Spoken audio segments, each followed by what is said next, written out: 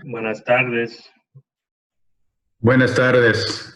Bienvenidos a todos a la día de presentaciones de PRECAP, the primera cohorte. Welcome everyone to the first presentation day for the first cohort of the Puerto Rico Energy Capital Access Program. I am Tom King, and I am the founding director and also lead instructor for the PRECAP program. Soy Tomás King, el director fundador de la Fundación Borincana y el instructor principal para PRECAP. Disculpe ustedes que hablan español, pero la mayoría de este webinar estará en inglés. So I was just saying that the majority of this presentation will be in English. Please keep your microphones on mute. And if you have questions for the participants or for myself, please write them in the chat box in English o en español, está bien para sus preguntas. I want to first thank the U.S. Department of Agriculture and the Rural Business Development Grant, without whose funding and support this program would not be remotely possible. But we thank them for their confidence and their continuing support, and want to let people know that we are applying to extend and expand this program through the CDBG DR process that is currently underway right now. Okay. So just a few quick things on background for those who are joining. There are many positives in Puerto Rico. You've got a very strong New Energy Policy Act. You've got developing energy regulation. You've got a populace that implicitly understands the value of resilient energy and want it, providing they can afford it, and someone is willing to provide it to them. The country benefits from U.S. laws, courts, and currency. From an investment standpoint, that's very important. There's also active institutional support for transformation of the system and investment. On the other hand, we do have some lingering negatives. There's a bad external perception on Puerto Rico about its process, its corruption, its willingness to reform, and historical difficulties. But we believe a lot of that is perception and not necessarily reality. We do have the ongoing bankruptcy. We've got chronically anemic financial markets. The level of support that you see in normal daily economic activity is far, far less than you would find elsewhere in the United States. And this makes it very difficult for people to invest in new infrastructure. There are likewise deficits in financing pathways and structures, coupled with the lack of actual money, the actual experience of putting money to work in that sort of community, country, city, private commercial infrastructure is lacking. No surprise then that there's also a lack in the capabilities of institutional company individual skills in relation to developing, preparing, and carrying out and financing the sorts of infrastructure that we're talking about here. So that's really where the Fundación Borincana lives. We founded in 2018 to focus on the transformation of the energy in Puerto Rico. There was an incredible opportunity, but attacking those difficulties to try and make it happen. I like to say we don't build microgrids or directly invest in new technologies or new systems. We work in a somewhat nerdy fashion at creating those conditions that allow many microgrids to be designed. infrastructure finance, and not creating an individual microgrid. As a result, we tend to work on programs related to regulation, improving access to capital, relation to capital, but also the aggregation of demand and the building of skills that are necessary. I'm sorry, can I ask if someone who sounds like they're in a car, can you put your phone on mute? That would be Santiago Irizarry. Santiago, could you put yourself on mute? Let's calm down a little bit. Thank you. Gracias, Santiago. Longer term, the mission is to build those critical capacities and proactively develop a modern and distributed energy infrastructure in Puerto Rico. Out of this, we created the Puerto Rico Energy Capital Access Program in order to provide technical assistance and financial education and bring the sort of skills and requirements needed to the island in order to meet the requirements of investors, lenders, capital providers. So a little quick background on today's agenda. We are going to do a quick overview of the PRECAP program so people understand what it is our groups have done. We're also going to talk a little bit about PRECAP Session 2, which is coming up starting in September, the beginning of September. And we're looking to have new projects and community groups, companies join our program in order to develop their projects and put themselves in a position to secure the capital required to realize those infrastructure investment plans. Following the program, we'll obviously have a question and answer session after each of the two cohort presentations today. In order to succeed, PR projects need to demonstrate, and this is in no particular order, but credible, knowledgeable development teams. And this is what we're working on developing here. We need people understand that there is a credit profile, that the credit risk, the counterparty risk, is different from perception. So being able to build that and describe it and present that to investors gives you the opportunity to dispel the perceptions and open up the door to more investment.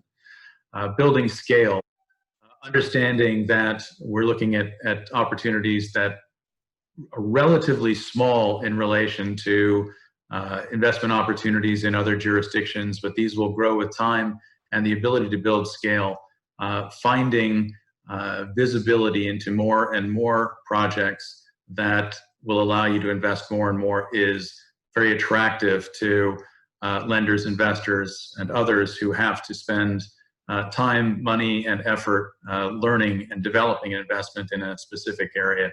So we need to be able to develop that. Transaction efficiency, and then of course momentum. We're looking to find good deals, build them up, get them to the point of achieving financing, and not just having a celebration of a cohort, but looking forward to celebrating the day when these projects and others actually complete their financing and begin building their projects and building momentum for themselves and for projects throughout the rest of the island. So a little bit about preparation, and this is built into the philosophy of the program. Get help, seek advice. I think there's a tendency amongst people to want to go it alone, but I've found an incredible number of people willing to help and willing to provide actually useful advice. And there's a great sense of community in Puerto Rico, and it's worthwhile reaching out there and reaching out beyond Puerto Rico. Understanding an analytical approach to what you want to do. Too many people understand their wants, that don't understand their needs. So taking an analytical approach to that. Assessing alternative solutions. I see in early stages too many groups, companies are fixated on one particular solution without understanding that there may be better alternatives, whether it's a different form of project or whether it's a different type of financing or partnership to go after. You know, being able to take a critical eye and make a decision in that respect. Understanding the whole project risks and addressing them proactively is again part of the goal of the program. Being able to provide that financial and technical education. And also, in particular, understanding what motivates your counterparties and how to prepare your projects and be organized to meet the expectations of investors, lenders, and others. And I have to say this just because too many people, there is no benefit to being particularly original. You can have original solutions, but providing the types of answers in the language or in the structure that capital providers are used to is a huge advantage in terms of being able to get out and talk and communicate and successfully connect with the providers of capital. So we designed the need to address development of individual skills, focus on the sources of capital that are available, but also be aware that there are new sources of capital that are likely to arrive on the island. Make sure that we begin to train people on the need that they have and the education coupled with the assistance required to actually get people there. So benefits of the expertise and training to the groups and the participants were knowledge transfer. We really believe that the success of these projects and the cohorts will become a model for others in Puerto Rico, whether they eventually build and join our program or whether they just borrow the knowledge and the skills that have been gained by the folks that have gone before. We're also looking to develop a narrative of success, and I think you will be duly impressed by our participants and what they have achieved here. We're looking to accelerate the transaction, and obviously we're looking to create local empowerment, local jobs, and local confidence in a distributed energy model. So probably could have cut this down a little bit, but we're assisting businesses, nonprofits, municipalities, et cetera, develop their projects and lead them to financing. Providing guidance, intensive training in project finance and other related groups. There's group and individual sessions, so working together across the mentors, across teams, and also looking to get the confidence in the groups in terms of presenting their ideas and their projects and the benefits both to themselves, their communities, and to potential partners, capital providers, investors. We have a great team of on-island and international instructors. I believe most or all of these instructors are planning to come back for the second session, and we will probably add one or two more to handle a larger group. Just a quick overview to give you an idea. We start off with an orientation and pre-work, but the first week is a boot camp over 4 days. We're working to get this, but give you a quick idea, taking a look at the screen here of how we're getting into the ecosystem, capital sources, looking at the individual projects and the plans and the goals, and beginning to match people up to where their most likely sources of capital are, et cetera. It goes on from there. It's a 12-week program, and we build all the way through and check in weekly meetings and keeping up progress.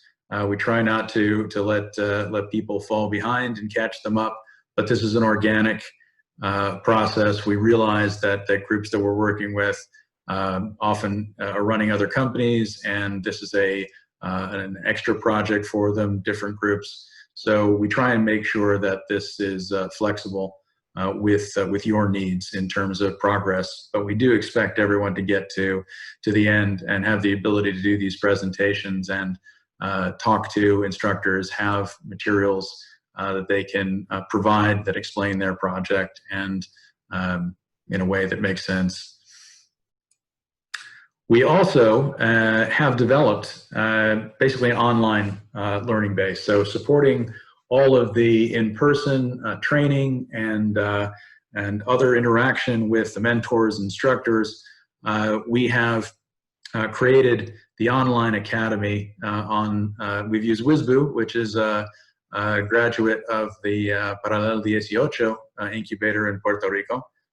It is a Spanish language education platform. Sorry, it is an education platform in the Spanish language. So we are able to do a bit more bilingually through this.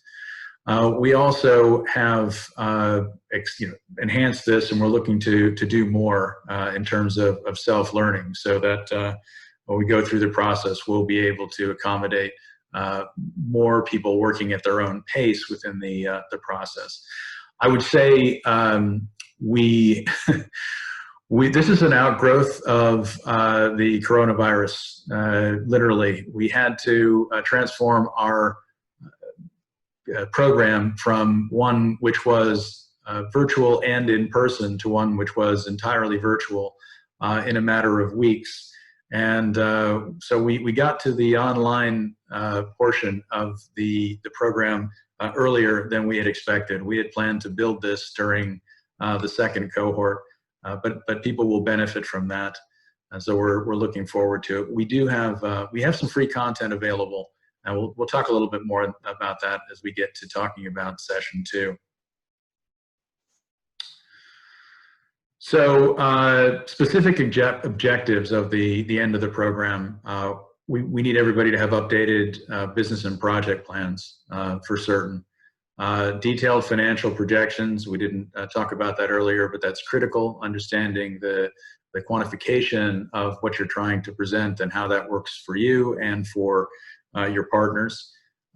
We do have access to software that will enable us to help provide solar designs if applicable. This isn't only about solar, but we recognize that a lot of the projects that will come to us will involve solar and storage.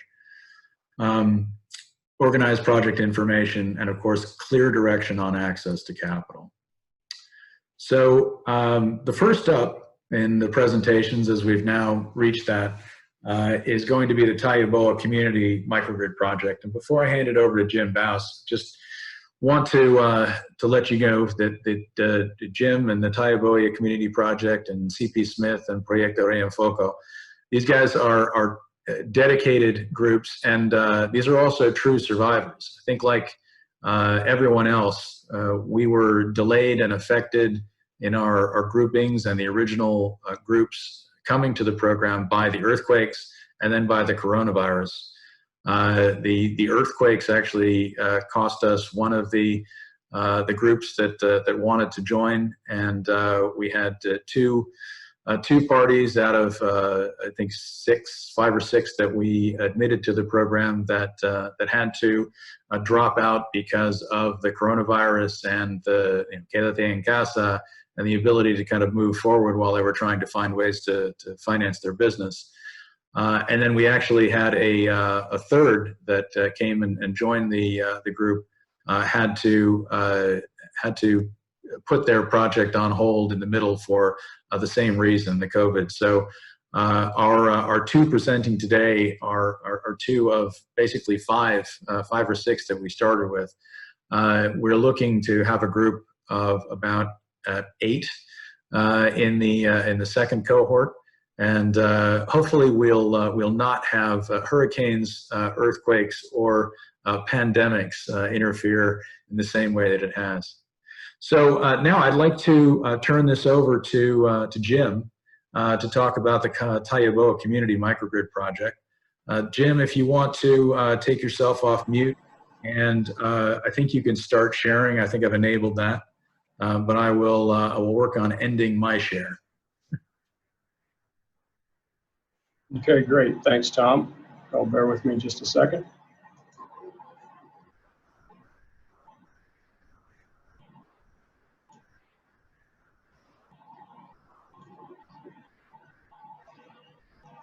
Everybody got that? Can you see that's the? good. Okay, give me a second here to make sure I've got enough bandwidth here. Great. Well, good afternoon, everybody. I am Jim Boss, CEO of Industrial Chemicals Corporation. Established in 1974, my company specializes in the manufacture and sale of water treatment and manufacturing process-specific chemicals, backed by expert technical support. With 40 employees, including licensed engineers and chemists, we have been a part of the Taiboa community for 46 years. I'm here today to show you what we believe to be the future of community microgrids in Puerto Rico. The idea behind the Taiboa community microgrid was born soon after the devastating effects of the hurricanes in September 2017. After months of inaction by the state, we became determined that neither ourselves nor our community would ever be affected in this manner again. Recognizing our moral and social obligations to address climate change in any way we could, renewable energy was our only option forward. Further in line with my company's environmental, social, and governance criteria, we chose to scale the project to serve our own power needs as well as that of our neighboring community, initially considering using the electric utility grid for distribution. Through exposure to the Fundación Borincana and their PRECAP program, we incorporated the missing element needed to avoid prolonged outages: resiliency, defined as the ability to recover readily. The sum of our efforts, the Taiboa community microgrid. Simply stated, it is affordable, resilient electricity. Consider it the first scalable multi-user community microgrid in Puerto Rico, providing our community with clean and adaptable energy at a lower cost, while offering our municipality a model to achieve greater control of its energy future. Our sustainable energy will directly benefit our neighbors who have been battered by natural disasters and high power costs from a bankrupt utility. We will transform Taiboa into an oasis, free from the instability of the utility grid, ensuring that businesses remain open and productive processes continue.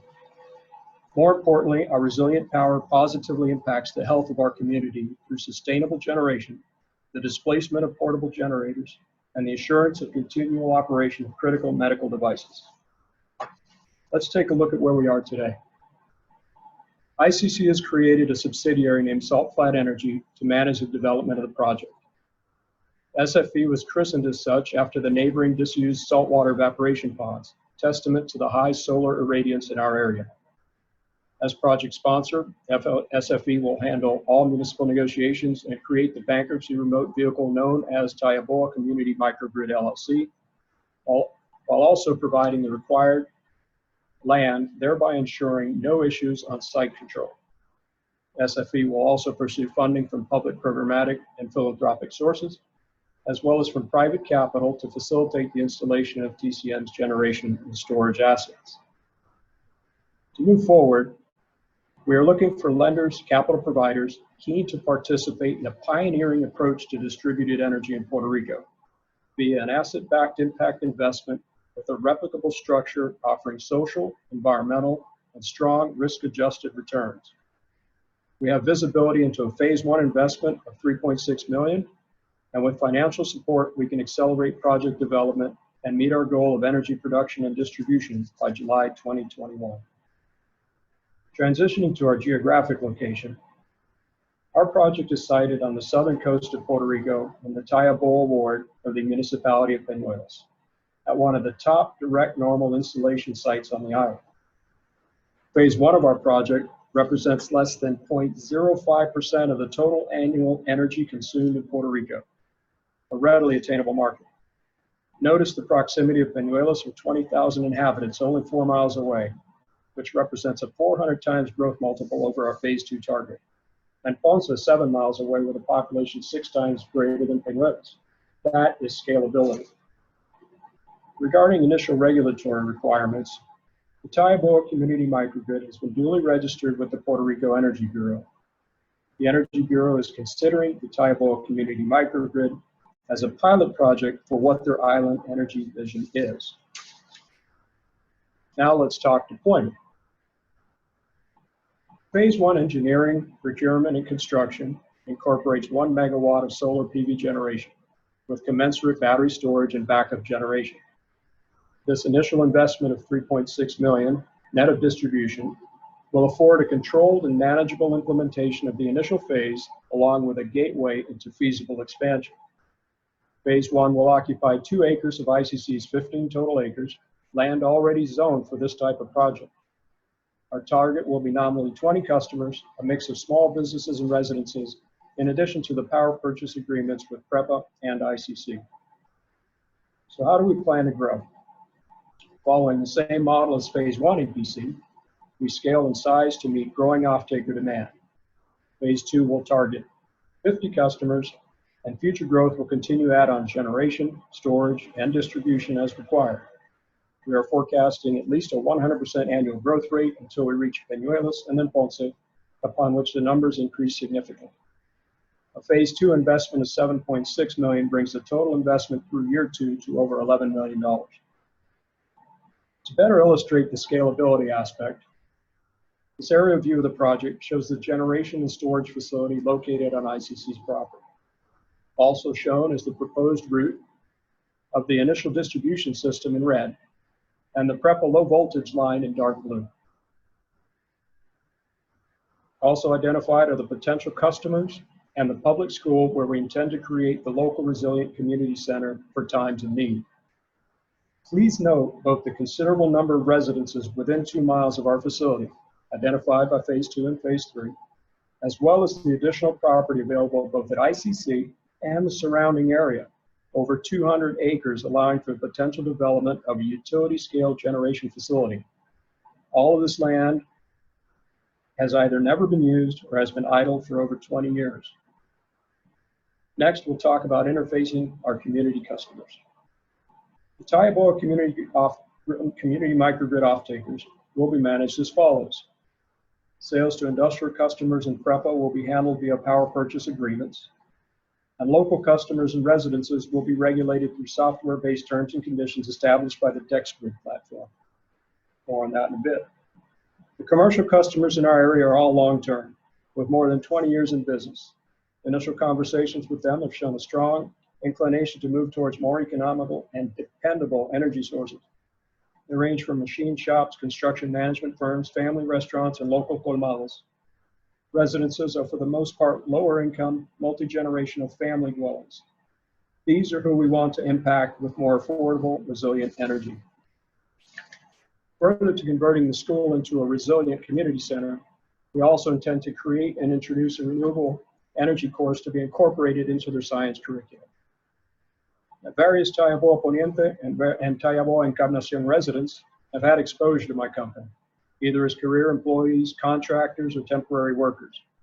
We are recognized and respected in the community through these relationships, as well as from our deep-rooted support of the local school. What sets us apart from other microgrids? The linchpin to our project is the independent distribution system allowing for true resiliency. Its design, installation, and operation will focus on mitigating downtime and allowing immediate response when interruptions do occur. The flexibility offered by a wholly owned system ensures rapid scalability as demand grows. It also removes the friction associated with interconnecting to the existing electric utility network. While we recognize that this independent system represents the biggest challenge in our project, we are confident that the municipality will champion our effort as an example for future microgrids, not only in Peñuelas, but other municipalities as well. And with the utility grid passing into the control of a mainland concessionaire, municipalities will want greater control of their energy and its cost. So we have generation and distribution, but how do we transact the sale of energy to our commercial and residential off-takers? Enter the DEXGRID platform, illustrated simply here. The Tioboa Community Microgrid will be powered by DEXGRID, with their technology stack contributing the following to our project: an interface for microgrid customers handling billing, prepayments, and services, a virtual energy manager providing incentives for consumers to save on their electricity bills, a performance optimizer through high-level data aggregation, a trusted layer ensuring real-time revenue distribution, and a trusted and transparent renewable energy certificates issuance and exchange platform. DEXGRID CEO Nico has been working closely with us, so do not hesitate to ask him about their technology. All projects have key investment considerations, and we've abridged ours as follows. Politics. Peñuelos can potentially be the first municipality on the island to implement this type of microgrid, independent from the state-run utility. Also, Law 17 of 2019 has mandated 100% renewable energy generation in Puerto Rico by 2050, a public policy well aligned with our effort. Regulations. We have existing favorable conditions on interconnection, and the PR Energy Bureau is considering the Tayaboa community microgrid as a pilot. Customer base. A diversified counterparty portfolio with power purchase agreements and peer-to-peer prepayments supported by utility-based collection measures. Technology. Tier 1 equipment provided by the best-in-class suppliers. Growth. Scalability and land offering robust growth potential up to utility scale. And return. According to the Financial Times, the majority of environmental, social, and governance funds outperform wider markets over 10 years. Overall, Puerto Rico is a great place to invest, particularly with 95% of the island designated opportunity zone and the groundswell to return pharma to the island. I invite you to look into Invest Puerto Rico and the newly created Puerto Rico Incentives Code, or Act 60. On to the fiscal highlights of our project. The development phases referred to in our project tie into each year of operation, currently starting in June of that year. Phase 1 is year 1, and so on. Our revenue sources are from the sale of power priced at a rate close to 4 cents per kilowatt hour below PREPA's existing rate, which we all know will be going up.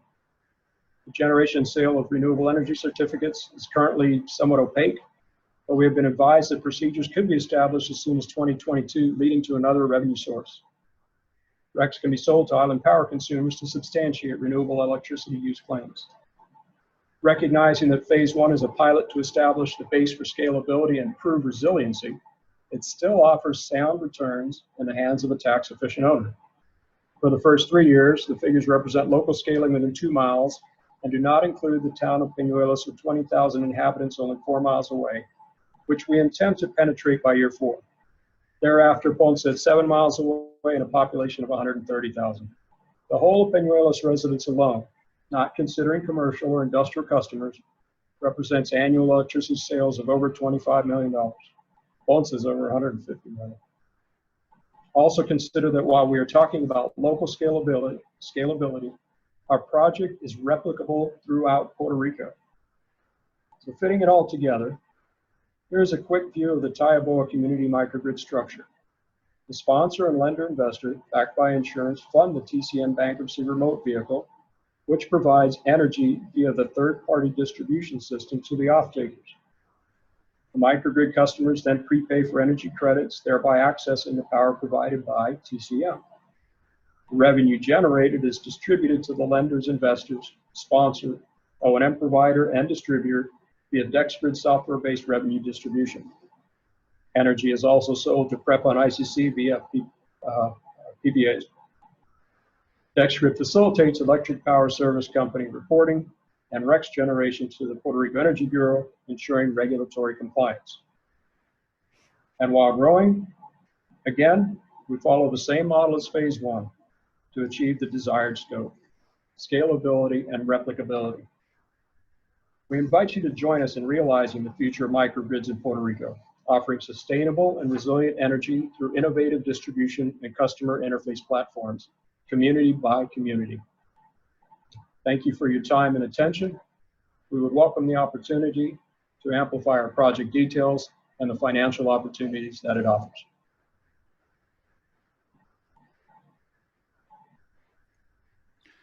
Hey, thanks, Jim. Appreciate the presentation. Very well done. Wanted to encourage anyone, if they want to write questions, we definitely have a few questions. I've been getting texts from a couple of the mentors and others we can follow through. So maybe just following one question that came to us was, Jim, I guess how you guys are looking at your off-taker demand. How are you quantifying that? Well, we've approached it in a very conservative manner. We're looking at individual consumers, for instance, my company, other residences, other commercial businesses in our area, and we're looking at the peak demand and tying it in with regional consumption behavior to establish what that off-taker demand is going to be to properly size phase 1, phase 2, and so on. Great. Okay, I don't see any other questions in the chat, so we'll go back to one on the text. Standalone distribution. You and I have talked about this a number of times. Basically, how do you project going through permitting and PREPAs right away, and then maybe coming back to for those people who are not on the island, why? Well, that's a good question. As I mentioned in my presentation, I believe the issue with the distribution system is going to be possibly the stickiest. However, with the new concessionaire, maybe there'd be light at the end of the tunnel. The tunnel, they might be able to work better through them. They may eventually be able to become the third-party energy distributor in our model. But right off the bat, we can't wait for that. As I said, when we got hammered by the hurricanes, this is something that, having lived through it, and my employees have lived through it, and Puerto Rico lived through it, this is something we never want to have to go through again. And whatever we can contribute to make sure that doesn't happen is where we want to go. So we can't sit around and wait. If we waited for PREP or anybody to get anything done, we're going to be around for a long time. So we've looked at putting in our own distribution system, scaling it bigger. We have discussions with the municipality to better define the right-of-way for the existing PREPA line. However, we're approaching it more from establishing new easements and new rights-of-way. Discussions with both private landowners and the municipality to get through phase 1. Great. Thanks. Yeah, somebody on the chat actually asked that same question, so we're doubling it up. Thanks for the answer. I think, well, another one in terms of, we talked about scale of investment, and 3.6 million, is a lot of money for a lot of people, but for investors coming in, there's definitely a preference for larger scale. Why did you approach it in phases rather than maybe combining them and having much larger potential? At the beginning, it goes back to what I just mentioned. Approaching in phases allows us to start immediately. Again, we have to approach this, and we are approaching it now as having our own distribution system. And in order to get that done, we have to start on a somewhat realistic basis, if you will. We're confident that we can get there, and once we have the time and have developed further negotiations with the entities that are going to be allowing distribution rights, distribution easement access, then we can grow more. It also limits our CapEx, making it a more reasonable investment for initial investment. And then and by doing so, we can control our costs and immediately pass on the savings to the customers. So just following up on that, if you will, the phase 1 that you're talking about, you're basically, you control, but through mostly private property or municipal group, the small distance that you need to go to connect up your immediate neighbors, so to speak, to benefit from the resiliency that they require from that first one-ish megawatt of on-site production. Correct. Yeah, we control probably 75% of the easement. Then we just need to to start negotiating the final run to the school. And I think pushing the issue of the school as a local community resilience center is going to help. I think it's something the community needs. So we're confident that we can get that done. Terrific. Let's see. Question. Oh, good. Now I'm getting questions from the pipe. Would DEXGRID be the asset manager operator of the generating facility? Will Salt Flat Energy be the owner? Salt Flat Energy is going to be the sponsor, and we're looking for partners to invest in this project, in the Tioga Community Microgrid. DEXGRID, because of its efforts to date, and we've been working closely with them, will be a participant in Salt Flat Energy. As far as the details of the technology of DEXGRID and how it's going to manage and operate the system, I'm going to defer that more technical answer to Nico, who's present here, if anybody has questions specifically on how the DEXGRID system works. Thanks, Jim. Can everybody hear me? Yep. All right. So yeah, so the idea is basically, for DEXGRID to be a software-based platform. So the whole purpose of our platform application is to be as flexible and as low cost as possible, so that it enables the microgrids like the anchor like Jim, for instance, to start to go in phases. Start with phase one, start proving its case of resiliency and also affordable rates. We're looking at cents under PREPA for the community. And then as the case has been proven, to be able to scale, meaning that the need to reduce frictions is fundamental to be able to onboard customers and to be able to align their interests, their consumption behavior, whatever the profile of the supply energy is going to be. So we are not the asset manager. We don't own the asset. The Salt Flat Energy does. We basically support every billing, prepayment, data aggregation, every alignment with the consumption behavior, every effort toward energy efficiency to the consumer as a sidekick to the Salt Flat Energy. So we do not manage the asset. We provide all the link between the supply capacity and the customers. Yeah, maybe there's a follow-up question to that. I think just to clarify that the software interfaces, the end user, the asset manager, the owner, the regulator. So it was kind of, does it do the end user, the asset manager, or both? It's actually more than that. So, yes? I'm sorry? There was a follow-up question on the chat that I'm just reading. The DEX should be a software interface with the end user, the asset manager, or both.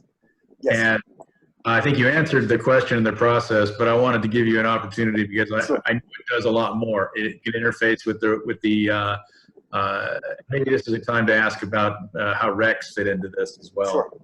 So. Yeah, it's a great point. Thanks, Tom. So basically the way it works is that it's going to capture the data at the source from the supplier of energy, from the consumer of energy, and then it will aggregate the data at the top at the high level, and then it will compute it back to all the equipments and also all the appliances, so that we can maximize the performance, the economic performance of the assets, and at the same time we can align the energy consumption for the consumer in reference to two questions, which is how much do you consume and when do you consume? So the how much is important, we all know that, and we speak about energy efficiency and conservation, but the when is as important as the how much. There are times during the day, because we're using different kind of renewable profile in terms of supply capacity, where the consumer is going to be incentivized to basically put the AC on at that time of the day. And there'll be a graphic that will definitely show to the consumer how much he's going to be able to save by just letting the software control that kind of operations on his behalf. So that's, the software-based approach, the data aggregation, the alignment to the consumer, which at the end, reduces CapEx because it means you don't need to go to an $11 million equipment cost from the get-go, not knowing exactly how much you're going to basically use for the community. The idea is not to sell to PREPA. The idea is to basically go with the community, provide very affordable rate, resiliency, and anything that is excess of that is sold to PREPA. Speaking about prosumers as well, anyone that has an equipment also will have the ability to plug itself into the microgrid and sell its excess of energy to the microgrids on its own. And that will be managed by the software itself. So this is on the software side. Who do we reach? So we reach the users, whether you are a consumer, you are a prosumer, or you are a producer.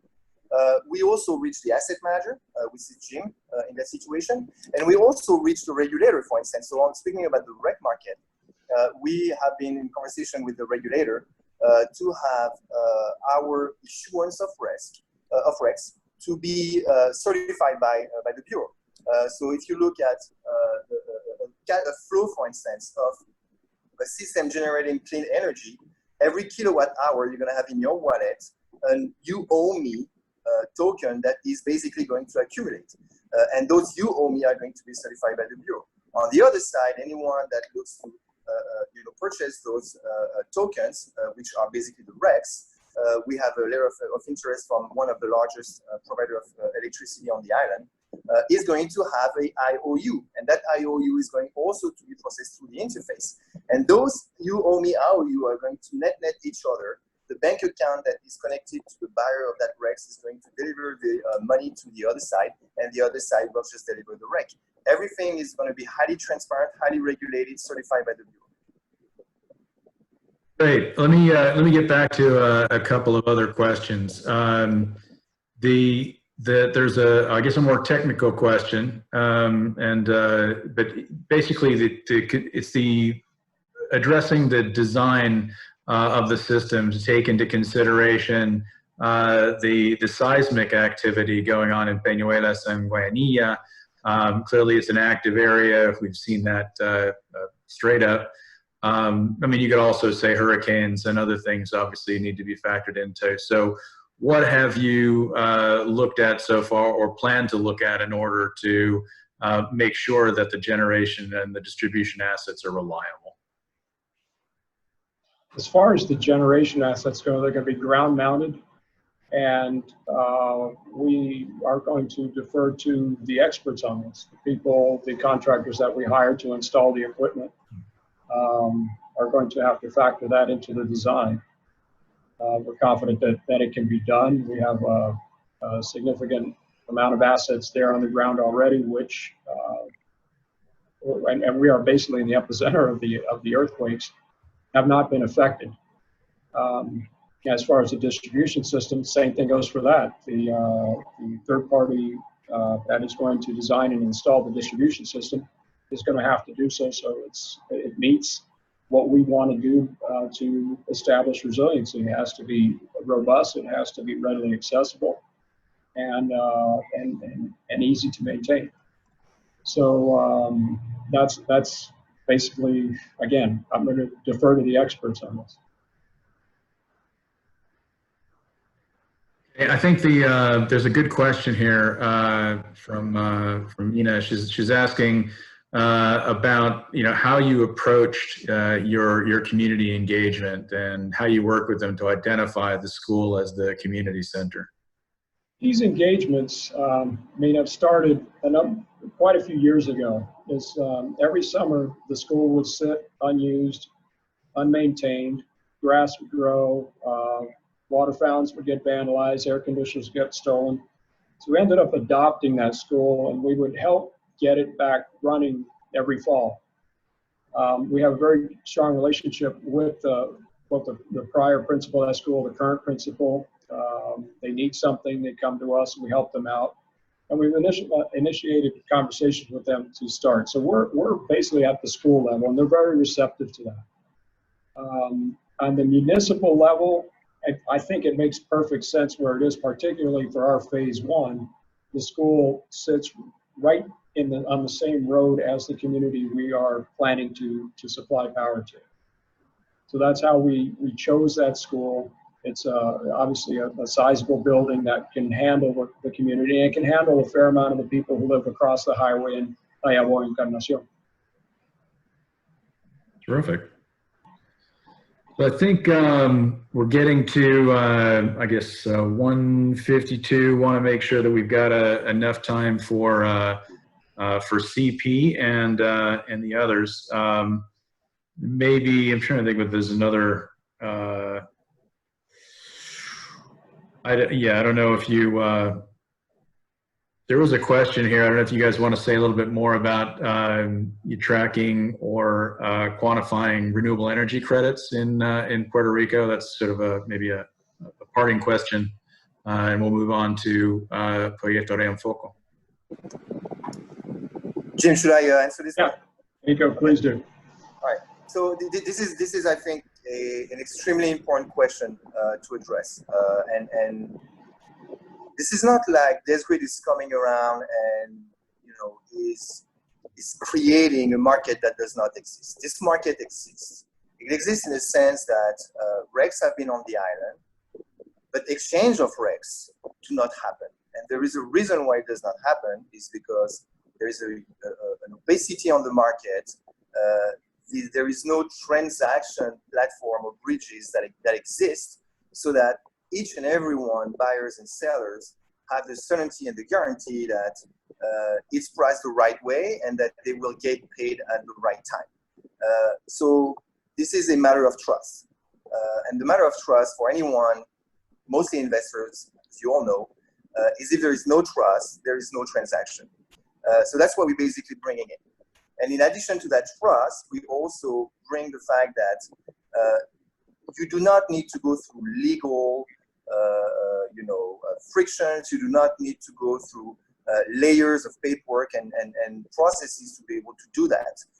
Through the DEXGRID interface, you can literally have your settings that say, I'm looking to purchase this amount of RECs every month, for instance, depending upon how much clean tokens you need, and that the system will basically sell those to you on its own. So we're using a technology that is decentralized. I can throw the word right there. It's called the blockchain. Some of you are familiar with, some of you are not. I am definitely hoping that the one that are not, please do reach out to me. I love to talk about it. Maybe sometimes a little bit too long, but this is very important. Is that today we have the technology and the ability to process those RECs, and those RECs are priced at $35 currently in the market. That's $35 multiplied by the amount of megawatt hour is a lot of money to the asset manager, and this is money that is owed, that is due, and we are helping, just facilitating to process it. Great. All right. Thank you, Nico. Thank you, Jim. Great presentation. Thanks. Thank you all. Yeah, and there's a question here from Andy Darrell, but I think that's maybe better asked at the end of CPs. We'll get back to it. All right. So, in fact, don't know if I need to share my screen. I've actually got a thing better that CP does. So, without further ado, please, CP.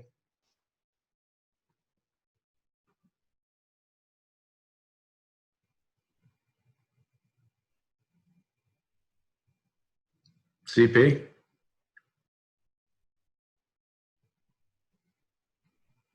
This will help out a lot more when I take mute off, right? It will, yeah. Yeah, exactly. I'm going to first begin with a little bit in Spanish. Así que soy CP Smith, director ejecutivo de la Cooperativa Hidroeléctrica de Montaña, y quiero pedir disculpas a los que prefieren recibir esta información, este contenido en español, pero dado que tenemos mucha gente que en esta presentación que solo habla en inglés, voy a pedir su paciencia. Siempre estamos disponibles después de esta presentación para compartir lo mismo en español después.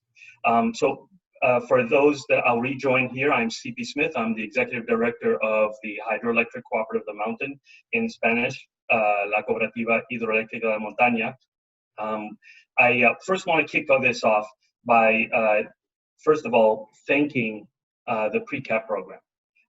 In particular, my fantastic mentors, Tom, Jose, John, Victor, and also the great support staff with David and Valentina.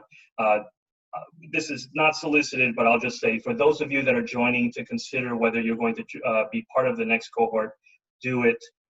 It's transformational. It will really help you mature your project quite extensively. And I would hope that that this expression of appreciation of their effort really shows you the kind of quality that you can expect out of here.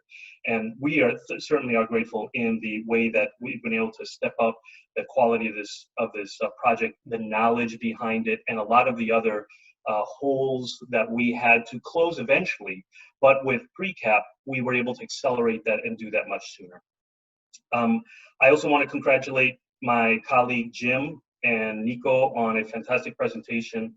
I think that they did a fantastic job representing what is a great transformational project, and it's an example of the kind of transformation that we need in Puerto Rico to really change what is the legacy left from a power authority, PREPA, that has largely failed as a monopoly, crippled with debt.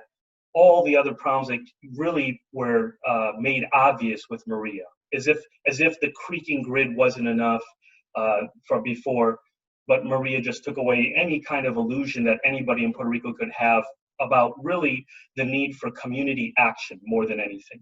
That no longer in Puerto Rico, similar to Jim's sentiments, is it okay to, let's say, look at a single entity, be it PREPA or some other government function, as the solution for all the needs. And we can also couple this with the fact that we have the benefit of 21st century technology that actually allows us to bring a lot of this technology that before had to reside in a central place, distribute through a grid, and now we don't have to do that anymore. So I think these are the kind of things that we're going to talk about. Personally, I am going to be here to talk about Proyecto Reenfoco. Now, there's a lot of innovation packed into this model that I'm presenting here for the first time for the public. And so there'll be a lot of things that will take a while to unpack, but more importantly, again, the invitation is there to continue this discussion after the presentation. So Proyecto Reenfoco is one of the principal projects of La Cooperativa. And I think it's important to start out by saying one of the very first innovations is that La Cooperativa Hidroeléctrica de la Montaña is Puerto Rico's first electric cooperative. Brought by laws that were signed at the end of 2018, we successfully incorporated the cooperative on the 14th of August of 2019. And in addition to that, then we have the incorporation of the cooperative, the very first electric cooperative, and I think it's also important to point out that it starts in the center of the island, in an area that went, for most part, without electricity for 6 months or more. What we're going to be discussing, Proyecto Reenfoco, which in Spanish is Residencia Energética Fotovoltaica Comunitaria, which roughly translates to community resiliency through photovoltaic energy. This project is a resiliency project. This is a direct response to a population that has been last in line to be connected, the ones that were truly forgotten after Hurricane Maria, and to make sure that we don't come back to this path. But what is really neat about this project is we're not doing it based on government handouts. We're not doing it based on donations. We're doing it on a scalable business model. Something that moving forward with the first installation, we can actually take that same project, scale it, and transform the way Puerto Rico is powered. In this first phase, Reenfoco consists of 5 megawatts of rooftop systems with storage, because it's a resiliency project, 5 megawatts of systems that translates to roughly 1,250 installations in this priority: businesses, community centers, and certain residences, focused initially on the municipalities of Adjuntas, Jayuya, and Utuado in the center of the island. And these priorities are intentional because by giving these, what we call resiliency centers, to businesses and community centers and certain residences, we actually enable the financial model to work. So these businesses get on a daily basis the benefit of low cost or cost effective, resilient electricity that is then coupled with our special terms and conditions that I'll talk about in a bit that makes this a unique resiliency project. And we are requesting about $12.5 million in loans to kick this off. It's important to first start out with the actual corporate structure of the cooperative, because I think these are very important elements and that explains where we've gotten to this point. So we'll have the board of directors of the cooperative that will actually have underneath it three what we'll call wholly owned subsidiaries or functions. The first one off to the farthest right is the operations and maintenance. This is an innovation, as we know from a lot of maintenance, or I should say, there has been a clear indication that as PV systems, photovoltaic systems have been installed on the island, one of the deficiencies was a vision or attention from the very beginning in operations and maintenance to preserve the value of those systems and to make sure they keep on running and to make sure that these systems can keep on providing energy. We also have the other project, the consortium, Hidroenergia Renace, with a fantastic A-team that is backing us. But what we're going to talk about today is Renfoco. And Renfoco is going to be also a wholly owned subsidiary. Let me just briefly cover Hidroenergia Renace, because that's actually the namesake project of the cooperative. That envisions the acquisition, rehabilitation, and management of the hydroelectric plants located around the reservoirs of Dos Bocas and Caunillas. These systems were designed in the 1930s. They were built in the 1940s, and PREPA has put very little investment in them. For example, that reservoir that you're looking at right now has lost 72% of its capacity due to poor management of the hydroelectric plants, running them improperly, plus lack of maintenance on this structure. Right now, out of the original 43 megawatts that were produced, only 6 megawatts run on occasion. 6 megawatts of 43. Clean, renewable energy. That cannot be the case, which is why this project is a namesake project. This represents an opportunity for investment in the future, but that is not what we're going to discuss. Our project here really is to discuss Renfoco. So, we've already talked about what it entails, the 5 megawatts distributed. What makes these centers of resiliency and what makes this actually another part that's unique to this, and what I mean that there are over 900 electric cooperatives in the United States. We are the first electric cooperative in Puerto Rico, but what makes this even unique within all the cooperatives in the United States is the inclusion of very important terms and conditions, which is that the business and the community center that is gaining the daily benefit of having that resilient, cost-effective energy also includes terms and conditions that when the grid falls, I'm not saying if, I'm saying when it falls, then any cooperative member has the ability, the right to come to those resiliency centers and connect up anything needed for medical use. So that might include the mom that needs to get that nebulizer plugged in so they can give her child that asthma treatment. That includes the older lady that needs to have her insulin refrigerated, because they could be a little refrigerated. That even includes the mental health aspect of just charging your cell phone and your tablet to feel connected to the 21st century so you can share emergency information and receive information. All of that is absolutely needed. And that is the bridge that these centers of resiliency offer. These also include storage, and it also includes the unique capability to actually do some net metering, coupled with operations and maintenance for the life of the system, and insurance. To kick this off, we need about $12.5 million in loans that then you can see through our financial analysis that the ratio de cobertura de servicio a la deuda, in English, that would be your debt service coverage ratio, 1.38. And you can also see that the loan life coverage ratio and the project life ratio are healthy. That despite offering cost-effective power to the most rural parts of Puerto Rico, the business model still works. And that is an important aspect that allows us to then continue and scale this project as we move along. I'm going to take a few minutes here to walk around what you're looking at now, which is basically the wire diagram or the relationships between the major entities. Now, Renfoco itself is a special purpose entity. And that special purpose entity has a singular focus of making sure that it provides the most cost-effective energy, resilient energy for these member owners of the cooperative. We expect that the actual installation takes about 18 months to complete, with three teams installing one system every day. And with that, we'll go ahead and cover some of the major relationships. Not going to cover everything here. We'll leave that for other sessions if this is the right project for you. But basically, we'll start with the cooperative, and more importantly, we'll start with the member owners, which is where everything starts out with the cooperative movement. So the member owners exercise supervision and control over the corporate cooperative structure. And the cooperative actually ends up selling energy service to the member owners, and in return, the member owners pay the cooperative for that energy service.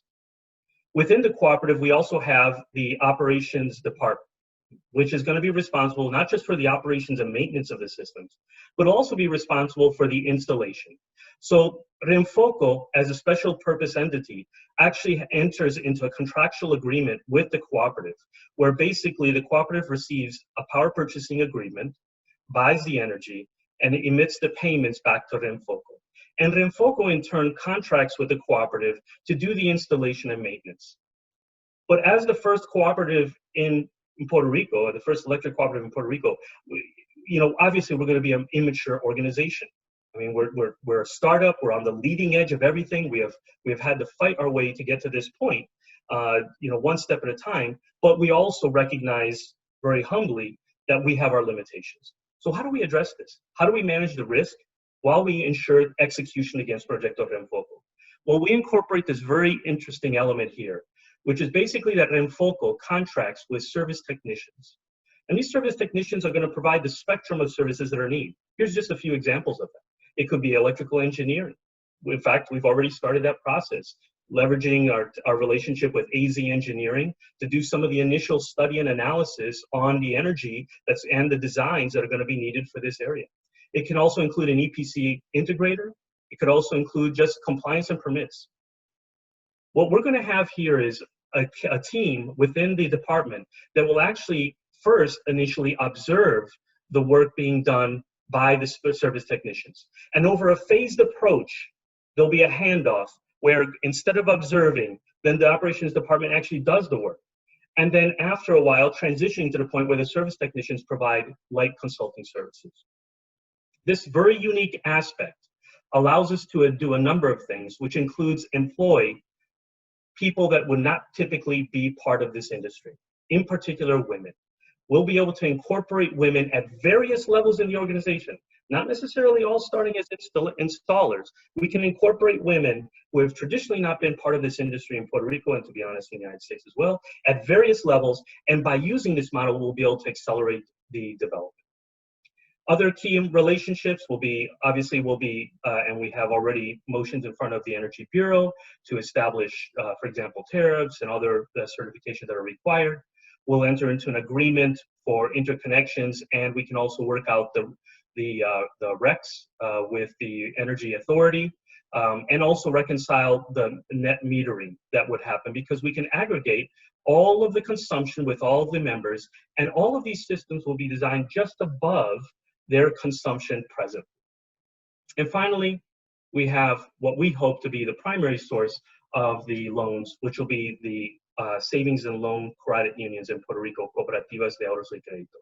We are open to other relationships after we fully explore this relationship with the cooperatives.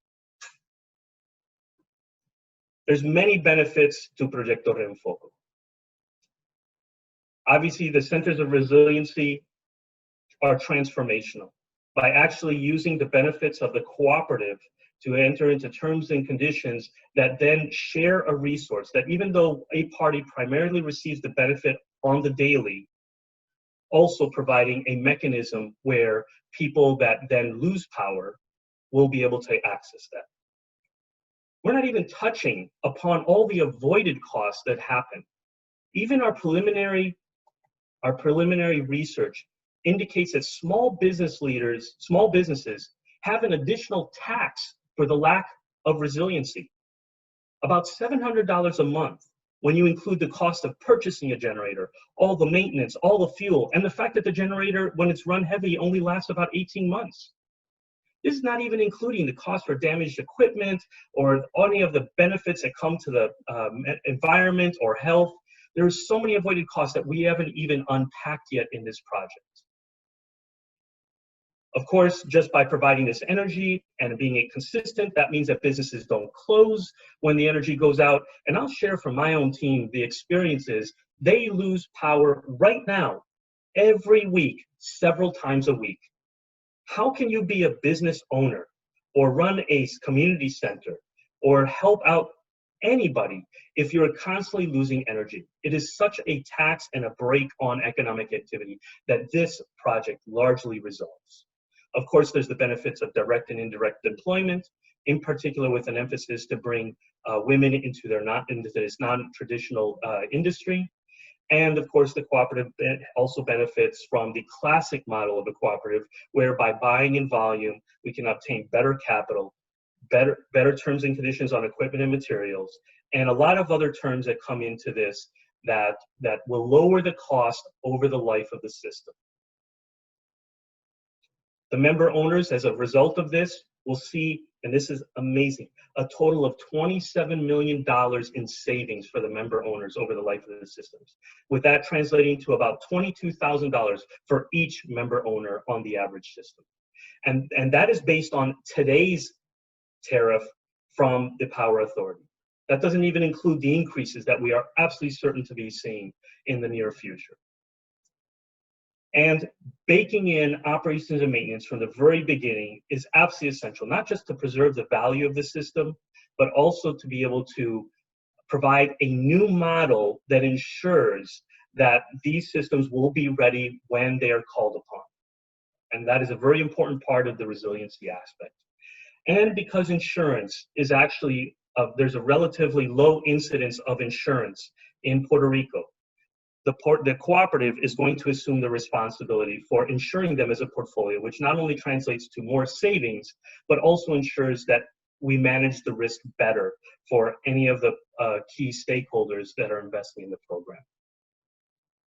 So just as a recap, Proyecto Renfoco, about 5 megawatts of installation, primarily rooftop, all with storage. About 1,250 installations, but with the priority being for businesses and centers in strategic locations. And what we mean by those strategic locations is what we saw through our work post-disaster relief after Maria, is that people would come down from the mountains, bound these roads, and they would come to the place where they normally come to get their milk and their bread, and then maybe change their tires. So we can essentially energize that center. So when they do come down there, the businesses will still be functioning to support their community, even though they're cut off and isolated, but more importantly, that they'll also have the ability to access energy in times when the grid has failed. And what we're requesting is $12.5 million in loans to kick us off. And what we're asking you is to be part of the energy transformation of Puerto Rico. Be part of this change that is needed. Join us, make this project a reality, so that then we can begin the first step in transforming the way Puerto Rico is energized. With that, thank you very much. And I'll open it up for any questions that anybody may have. All right, let's see what we got. Now, while people are thinking and pondering their questions, this is the way the instructors and mentors work. We pick it apart as we go. Could you maybe talk a little bit about what your next steps are in Proyecto Renfoco?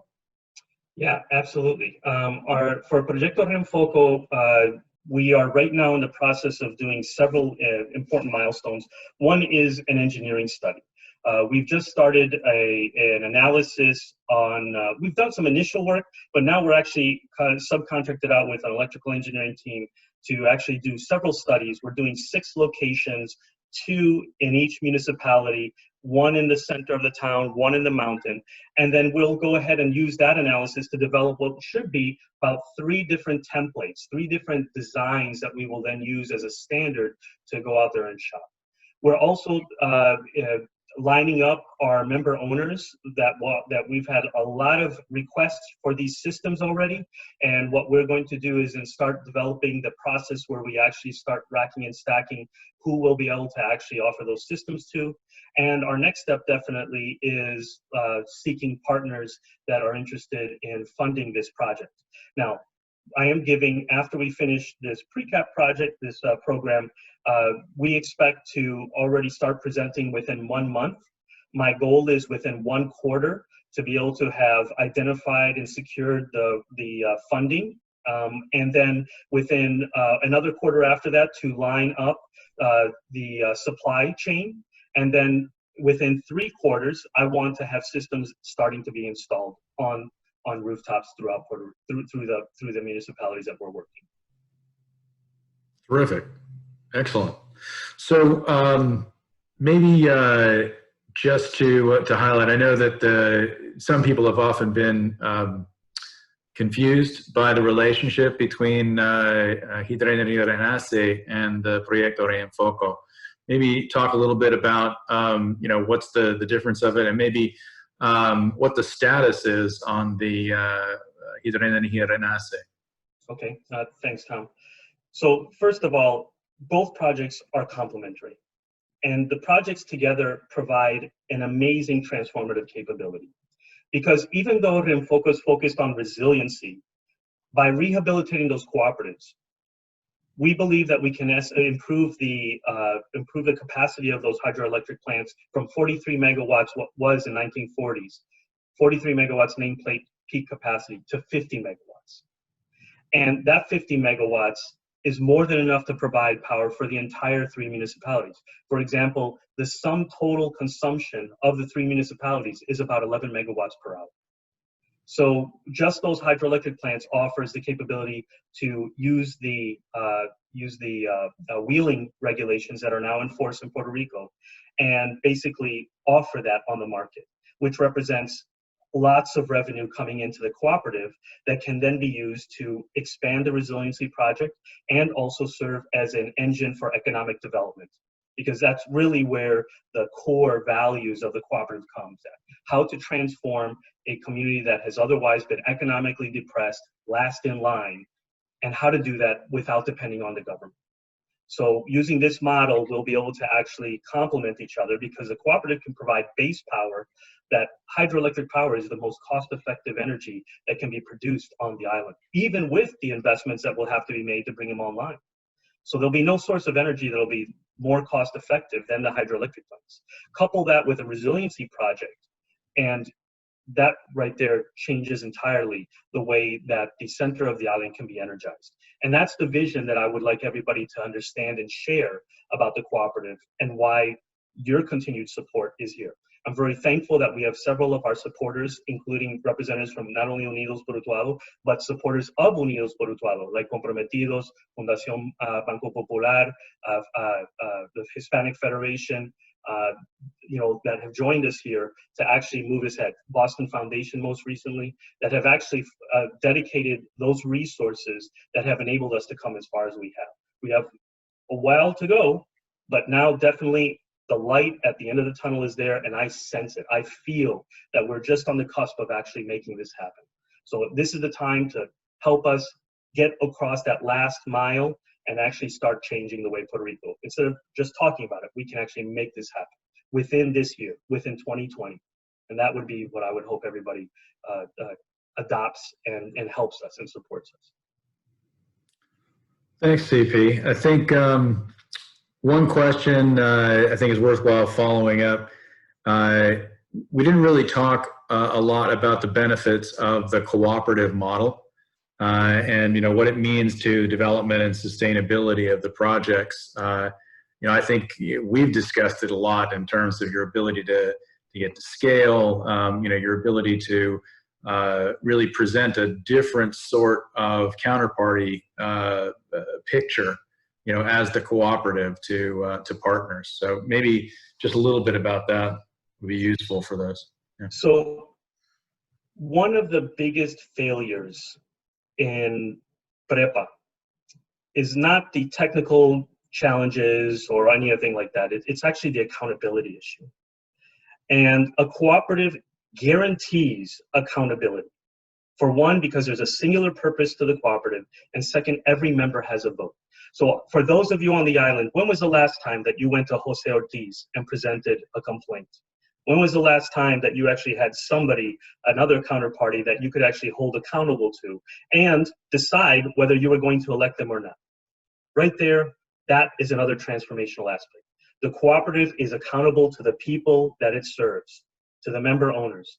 So first of all, that right there, the democratization of power, that especially in the 21st century, where we have this technology that can basically bring the energy down to the point of consumption, the generation is equal to the distance of the consumption. Now we couple that with accountability through an organizational structure. Well, now we actually have the ability to make sure that the focus remains on the needs of the people, especially those that were left behind. Now, it just also happens that there's a lot of legal structures that support cooperatives, including preferential treatment for cooperatives in front of the federal government. There's special departments, in USDA dedicated to the development of cooperatives. They're dedicated to funding cooperative projects. And there's a fantastic organization, the National Rural Electric Cooperative Association, that also represents over 900 electric cooperatives in the United States. So that means that we're not going to have to go back there and literally learn every painful lesson. We're already a leg up. We're already here capturing those lessons that the NRECA has shared with us. That accelerates the development. And I think that also reduces overall the risk of failure for the project. And so those two combination, I think, really provides yet another transformational aspect to this. I keep on saying that word. I know it sounds like I'm repeating myself, but it's because each one of these elements is truly transformational. You sum it all up, and we are the unicorn of unicorns on the island right now. And I think that what's important to recognize there is that this is the kind of thinking that we need to be able to change the way Puerto Rico is powered. Terrific. Well, thanks very much for that and your fantastic presentation. Just want to cover a couple things now. I'm just going to share my screen again to talk briefly. Hopefully it's coming up now. All right, are you seeing the Puerto Rico Energy Capital Access Program screen? Yes. Okay, excellent. So we have obviously celebrated the first cohort, the presentations from CP and from Jim, and want to thank them and their teams for all their hard work and effort. It took a lot for these groups to stay on track with everything that's been going on the last 6 months in Puerto Rico and the rest of the world, and I want to make sure that we recognize that as we get to the point of looking at inviting folks to join us for the next cohort. Please come and join, work with us. We want to work with you to develop your projects in the same way and bring you to the point where you can be as confident and organized and in control of your futures as both CP and Jim and their teams. So we're accepting applications for the second cohort. The deadline right now is July 31st, though we can probably scoot that a week or so. With the planned start of the session, August 31st or September 1st, that's a Monday and Tuesday. And the session will run pretty much right up until just before Thanksgiving. So I know we're encroaching on the Puerto Rico Christmas season that runs from November 1st to the beginning of February. But I think you can sacrifice a couple of weeks and we'll have a big party at the end. There's a link available on the website And we will also be happy to provide it to you via email so that you can fill out the application to join the second cohort. My email I put in the chat box. If you can't find it, you can reach one of us. Otherwise, you can find the link on our website. We run PRECAP workshop discussions every Friday at noon. You can register, sign up through Eventbrite. We keep these to a small group, maximum kind of 6 people, so that we can talk about your projects, what you want to do, what you might need to get ready to prepare to join the program. Give you some guidance generally if that's what you're looking for, and hear from others who are thinking similar things in a similar time frame. We also have set aside office hours.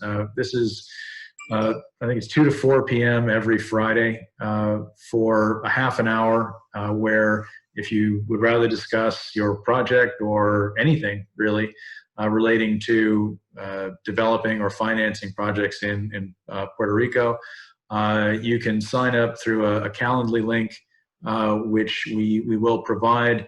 I believe it's on the website. I think it's also on the Facebook page. If it's not there, it will be very shortly. And I wanted to point out that we have provided some free content, some early instructor videos from the first cohort and the session, some materials describing information memoranda, different requirements of financing and other things on the WizBoost site. And you can follow a link again that we'll provide and take a look at some preliminary information and material there that you may find interesting and suitable.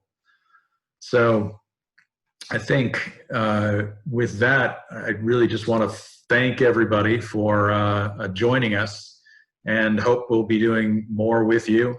Some basic information to contact us on the screen now, the website address. Again, my email is in the chat if you want to grab that. Love to talk to you. If 2 to 4 p.m. on Friday doesn't work for you, let's find a time that does. We're here to help.